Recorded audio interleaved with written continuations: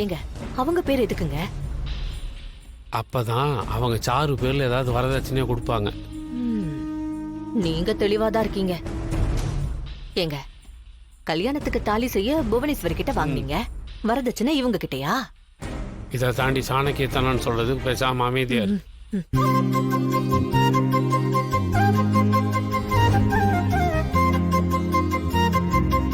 மச்சான், மாப்பிள்ள சாருகிட்ட ஏதோ பேசணும்னு நினைக்கிறாரு போல.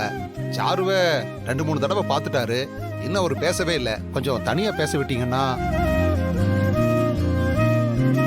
ஆமா மாமா, கல்யாணம் பண்ணிக்க போறவங்க பேசிக்காம இருந்தா எப்படி? இவ ஒருத்தி என்ன வெறுப்பேத்துறதுக்காகவே இதெல்லாம் பண்ணிட்டு இருக்கா. தனியா பேசணும்னா போய் பேசிட்டு வாங்க. இல்ல பெரியப்பா, வேண்டாம். ஏன் சாரு, அவரை தானே கல்யாணம் பண்ணிக்க போற, ஒருத்தர் பேசி புரிஞ்சுக்கோங்க. இல்ல பெரியம்மா, அத்தை எனக்காக நல்லவராதான் பாத்திருப்பாங்கன்னு எனக்கு நம்பிக்கை இருக்கு. இதுலயே எங்க குடும்பத்து பொண்ணை பத்தி உங்களுக்கு தெரிஞ்சிருக்கும். சாரு ரொம்ப நல்ல பொண்ணு, நீங்க அவளை நல்லா பாத்துக்கணும். அத நீ உனக்கே சொல்லிக்கணும்டா. உன்னதானே அவ கல்யாணம் பண்ணிக்க போறா. கண்டிப்பா பிரதர், என் ஒய்ஃப கண்டிப்பா நான் நல்லா பாத்துப்பேன். போடா லூசு, நான் சீனுக்கு ஒய்ஃப் ஆக போறேன். கொடுத்த காசை விட ஓவரா நடிக்கிறேன். என் பையன் சொன்ன மாதிரி சாரு ரொம்ப தங்கமான பொண்ணுங்க.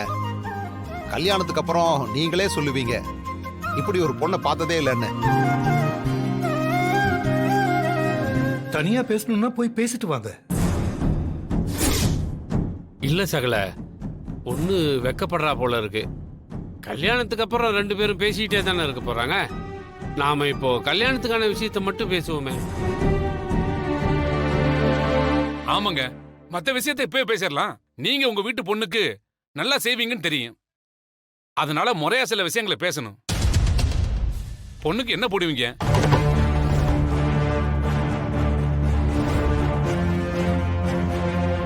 என்னங்க பொய்யான மாப்பிள்ளைன்னு சொன்னீங்க, என்ன செய்வீங்கன்னு கேக்குறாங்க.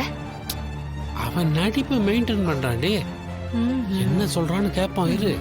என்ன உங்களுக்குள்ளே பேசிக்கிறீங்க? அதெல்லாம் ஒண்ணும் இல்லைங்க. எங்களுக்குன்னு இருக்கிறது ஒரே ஒரு பொண்ணு, அவளுக்கு தானே எல்லாத்தையும் செய்ய போறோம்.